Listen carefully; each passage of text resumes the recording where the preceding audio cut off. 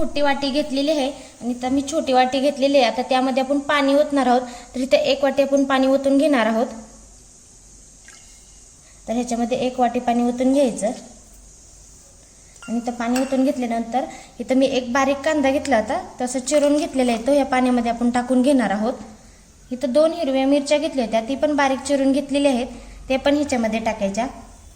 इथं मी 1 टोमॅटो घेतलं होतं, ते पण असं बारीक चिरून घेतलेलं आहे, ते पण ह्याच्यामध्ये टाकून घ्यायचं. आणि 3 कढीपत्त्याची पानं घेतली होती, ती अशी उभी चिरून घेतलेली आहेत, ती पण त्याच्यामध्ये टाकून घ्यायची. आणि 1 लाल मिरची घेतली होती, त्याला अशी मी बारीक चिरून घेतलेली आहे, ती पण ह्याच्यामध्ये टाकून घ्यायची. आणि थोडं हाताच्या साहाय्याने काय करायचं, चमच्याच्या साहाय्याने असं व्यवस्थित मिक्स करून घ्यायचं. मसाले टाकून घेणार आहोत. तर इथं मी अर्धा चमचा गरम मसाला घेतलेला आहे, तो पण ह्याच्यामध्ये टाकून घ्यायचा. गरम मसाल्याने कसं खूप छान अशी चव येते. आणि इथं अर्धा चमचा मी ओवा घेतलेला आहे. ओवा काय करायचा, असा हातावर चोळायचा आणि हातावर चोळून व्यवस्थित असं ह्याच्यामध्ये टाकून घ्यायचा. इथं अर्धा चमचा जिरं घेतलेलं आहे, ते पण ह्याच्यामध्ये टाकून घ्यायचं. आणि अर्धा चमचा बडीशेप घेतलेली आहे, थोडीशी अशी चोळायची आणि ती पण ह्याच्यामध्ये टाकून घ्यायची.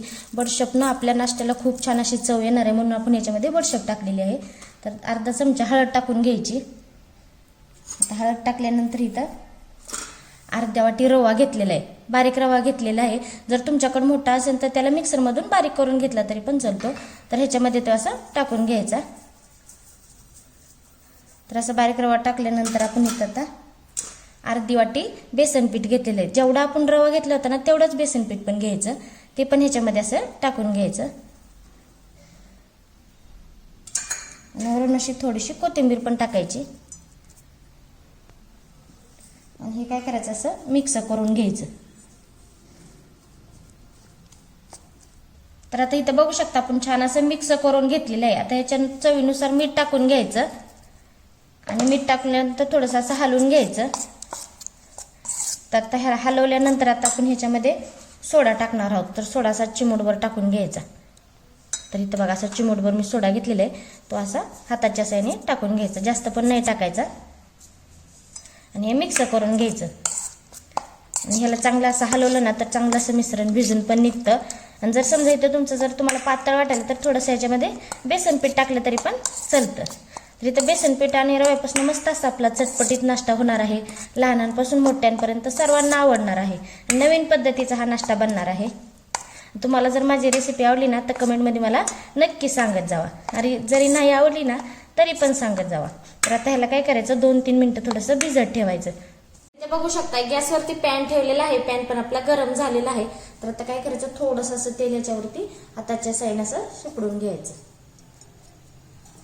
आणि उलंतेच्या साईने ह्याला आपण पसरवून घेणार आहोत थोडंसं असं. तर इथं कमी तेलात आपला नाश्ता होणार आहे, खायला पण एकदम मस्त लागणार आहे. तर इथं मी थोडंसं असं पांढरं तीळ घेतलेलं आहे, तीळ पण काय करायचं ह्याच्यावरती असं तेलावरती टाकून घ्यायचं.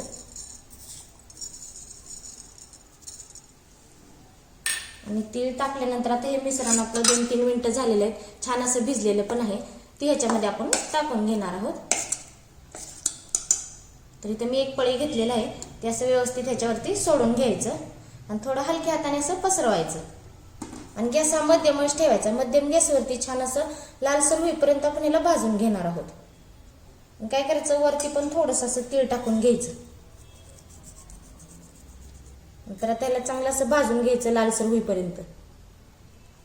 तर आता इथं काय करायचं, थोडंसं हाताच्या साईने असं तेल लावून घ्यायचं वरच्या साईडला पण, कारण का खालची साईड आपली लालसर झालेली आहे. तर आता आपण पलटी करून बघायचं. तर मी आता पलटी करून घेते. तर बघा छान अशी भाजलेली आहे ना. तर आता खालची पण साईड अशीच भाजून घ्यायची. तर आता ही माझा नाश्ता जो आहे ना, खूप घरगुती जे साहित्य असतं ना आपल्या घरामध्ये, त्याच साहित्याने मी बनवलेलं असतं आणि आपल्या घरात जे वस्तू असतात त्याच्यातून असं बनवलेलं असतं. आणि खूप पौष्टिक आहे बरं का खायला पण हा नाश्ता. त्याच्यामुळे तुम्ही हा नाश्ता करत जावा. तर इथं बघू शकता आपण खालची साईड पण पलटी करून घेणार आहोत. तर बघा किती छान असा भाजलेला आहे आणि आपला हा नाश्ता तयार पण झालेला आहे. तर बाकीचं पण काय करू, पण अशाच पद्धतीनं तयार करून घेणार आहोत. आणि जरी तुम्हाला अजून कुठले नाश्ता आवडत असेल ना तर तुम्ही मला सांगत जावा, मी तशा पद्धतीने तुम्हाला मी बनवून देत जाईल. तर इथे बघू शकता अर्धी वाटी रवा आणि अर्धी वाटी बेसन पीठ याच्यापासून मस्त असा नाश्ता तयार झालेला आहे आणि लहानांपासून मोठ्यांपर्यंत सर्वांना असा आवडणार आहे. तर बघा किती छान झालेला आहे का नाही. घरगुती साहित्यामध्ये जर बनतो ना हा नाश्ता, तर इथे मी तुम्हाला एक तोडून दाखवते. तर हे बघा किती छान असा मस्त असा नाश्ता दिसतो. ही शेजवानी चटणी बरोबर किंवा टमाटर सॉस बरोबर पण तुम्ही खाऊ शकता. आणि तुम्हाला जर माझी रेसिपी आवडली ना तर कमेंटमध्ये मला नक्की सांगा. चला तर मग भेटूया पुढच्या रेसिपीमध्ये. तोपर्यंत धन्यवाद.